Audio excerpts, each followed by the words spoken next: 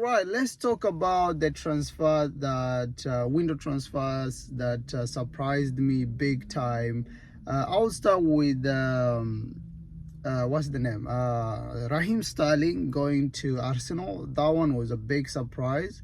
And then the second one is okay, Ivan Toney going to Al Ahly. I mean, it's not a big surprise, but it's a surprise because Chelsea wanted to sign him, but at the end he chose Al Ahly. So Al Ahly has a crazy squad. And then the third one is Al Nassr signing Wesley. I did a video about Wesley. He plays for Corinthians.